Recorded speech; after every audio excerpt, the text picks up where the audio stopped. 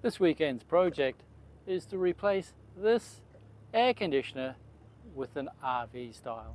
Hang on, why install an RV air-cooled unit on a boat instead of a water-cooled marine unit? A marine air conditioning unit is a lot more complex than an RV style. A marine unit requires a through hull, skin fitting, gate valve, seawater strainer, and then a seawater pump to pump water to the compressor unit, and from the compressor unit the water then has to be returned overboard. The compressor unit is usually put inside a berth or a locker or under the main saloon seating. We need all our storage area, so I'm not willing to give up the under settee storage. This unit is very simple. What you see is what you get. No salt water, no water overboard, no through hull, no skin fitting, no salt water pump, just supply power and somewhere for the air to go.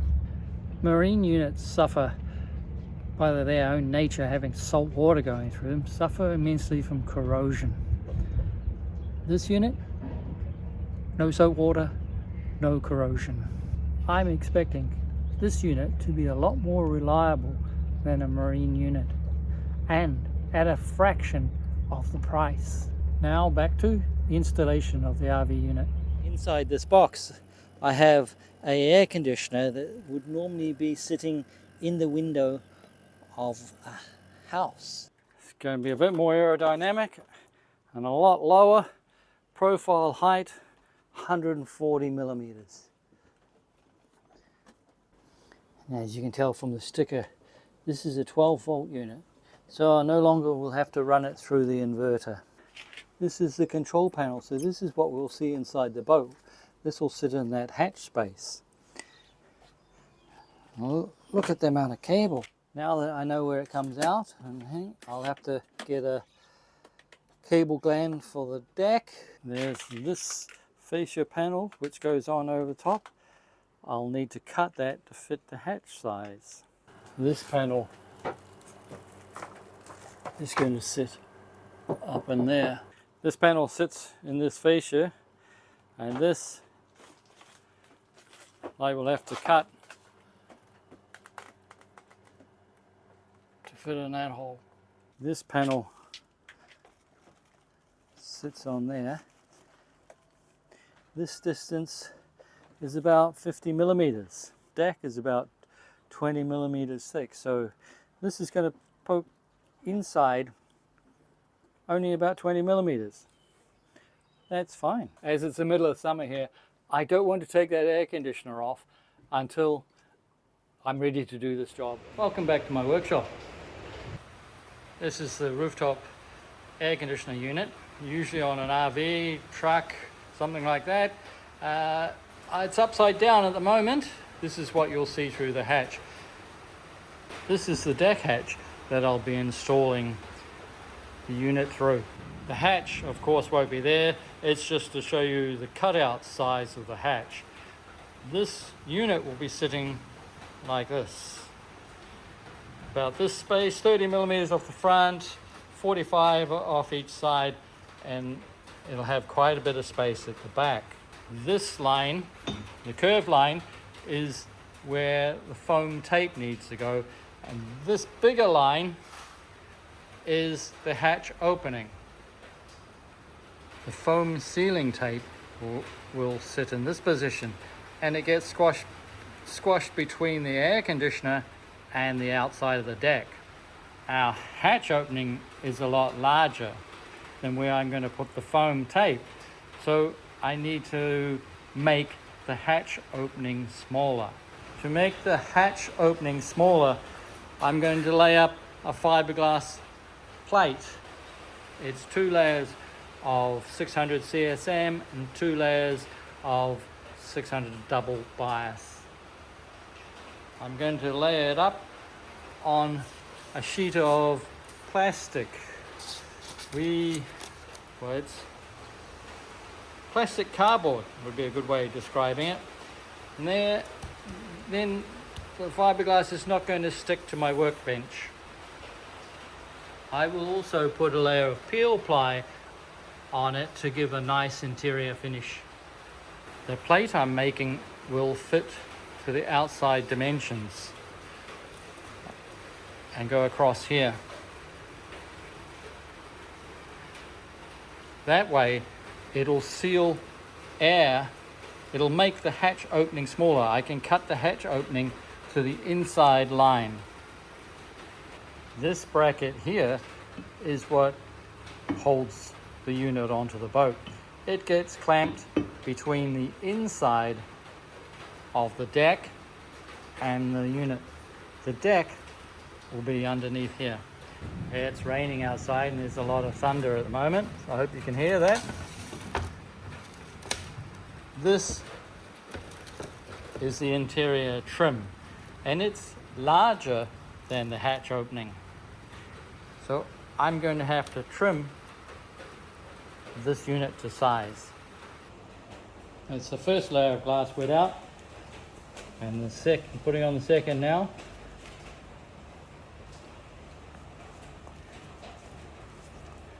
Just put the resin on, let it soak through.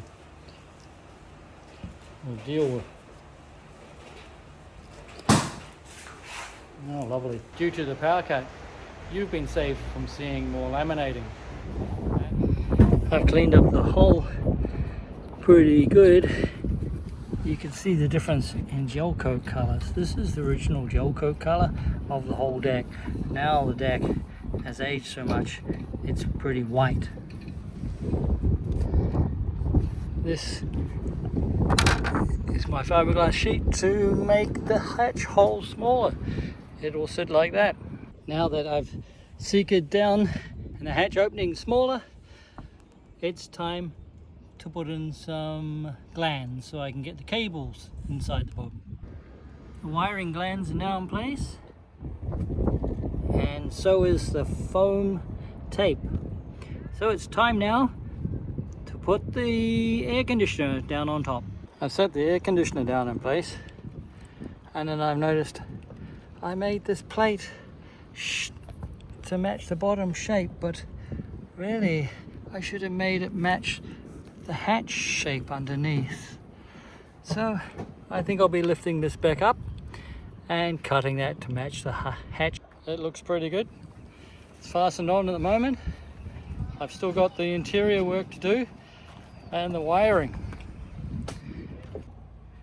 This beam is what is used to cramp the air conditioner down onto the deck. While Jan's been outside cleaning the boat, I've been working on the air conditioner inside. Managed to get the air conditioner to fit in nicely. The surround panel cut to size to fit the inside, had to cut to fit the inside surround. And I even managed to get mosquito screens and that to come in place. So it's going to look fantastic because this cover goes from here across, and so it needs that thickness. So everything's worked out. Now I have to get the DC wiring down my wiring holes and feed the wiring across through the duct down through to the buzz bars behind the seat. I have to get these cables down inside the boat, and their plug came apart very nicely, which should allow me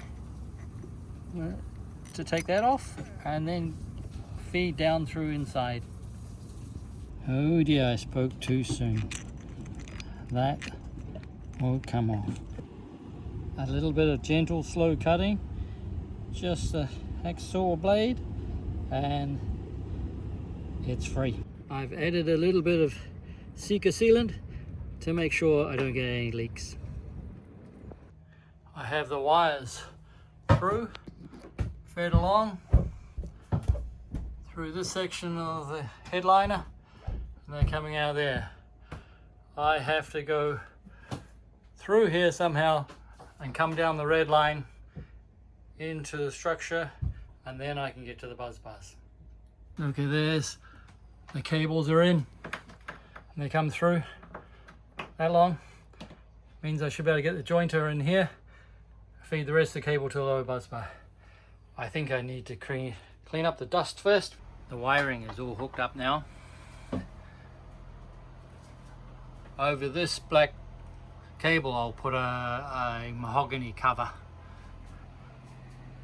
It's now running. It's working. It seems to be working all right. Definitely getting cold. Definitely cold. The headline is back in place. If we don't want to see the unit,